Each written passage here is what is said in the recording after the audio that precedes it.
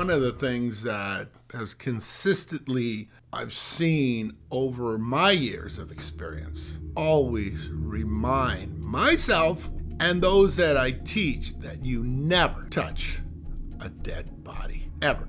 Just want to start off in talking about this one case that I had in the summer of 2007. I had to respond to a death investigation. On this particular case, it's about 12 o'clock at night, and Tim Miley is working the desk. Now, when you're assigned the desk, you'll occasionally answer phones, but you'll also be dispatched to the various non-criminal cases, as I just defined.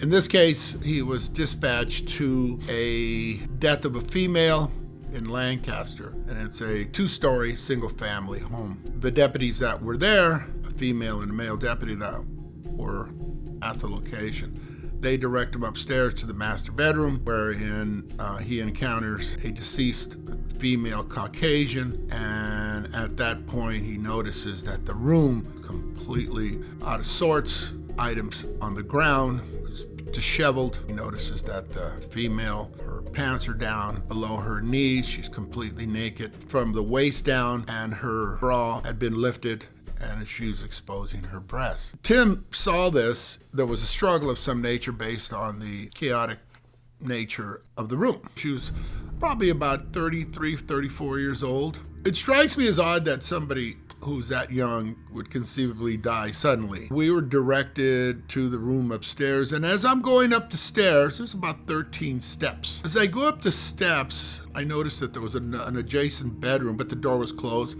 Didn't really concern me at that point. I kind of just looked away at it. As we're trying to determine where we were going to start in this investigation, the female deputy comes up the steps, and we hear her coming up. And normally we would not pay any attention other than maybe she wants to have some kind of a learning experience in terms of what we do. Instead, she interrupts our initial investigation. She asks us, "What are you guys thinking?" And we're caught us a little odd in terms of that question, because I never had that happen. And first responders generally will not ask us what we're thinking. They're more inclined to want to learn. You know, if they're going to ask a question, I'll be more than happy to answer. But generally speaking, they never ask. Well, my initial reaction to her was, well, we want to know what happened. And her response was, "Oh, I'm sorry, sirs. I pulled her pants down and pulled her blouse up, and I then did a vaginal swipe." And we, both my partner and I, our jaws dropped. We're like, "What?" But I didn't say anything. I was more like just stunned. I'd never heard that. I'd never seen that. Never ever want to hear about that. And by this time, my lieutenant had showed up. He's our field supervisor.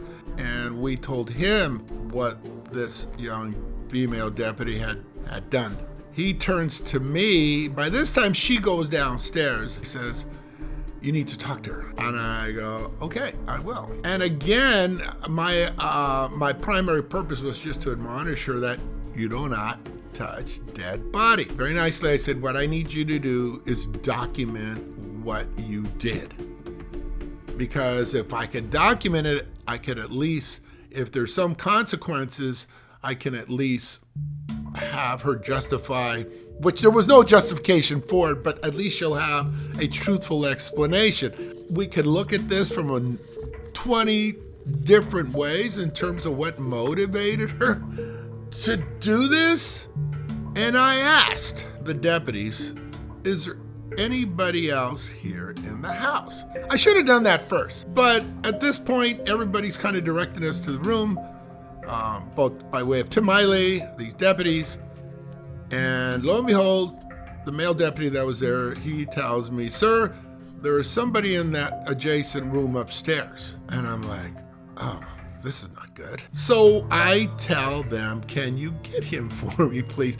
This person should have been downstairs already. This should not have been a situation where I'm asking them, "Why is this witness?" But so he goes upstairs, knocks on the door, And as the door slowly opens, I come to the realization as to why he was not brought down the steps. This man, as he exited his bedroom door, weighed in excess of about 500 to 550 pounds. And as I look up the stairs, he cannot come down the stairs unless he got on his knees and, like a walrus moving about a beach, he'd have to come face first down these 13 steps.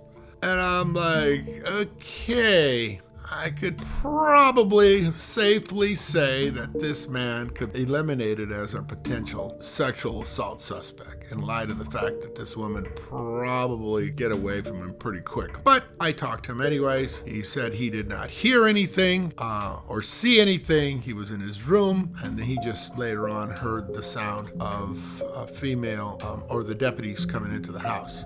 Coroner officer arrives. A gal by the name of Betsy Magdaleno. She's one of our more aggressive, thorough coroner investigators.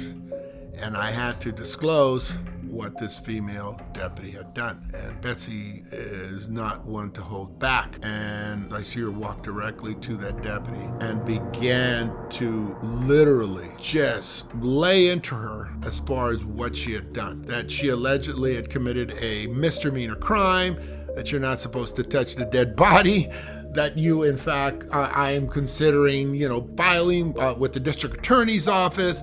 I mean, just a litany of things that she was telling this female deputy sheriff. Just to give you a little sum up of what ultimately happened, this victim was taken to the coroner's office and they did a toxicology where they basically examined the blood, and ultimately they determined that she had overdosed on sleeping pills. The primary reason why the room was in such disarray was because apparently she kept it that way. But more than that, one of the things I found fascinating is that when somebody's about to die, you just generally do not know what they're going to do. She may have been falling about the room, bringing things down and so forth and so on, but the coroner's office ultimately determined that it was in fact an overdose. As far as the female deputy was concerned, we did document, or she, I should say, documented what she had done.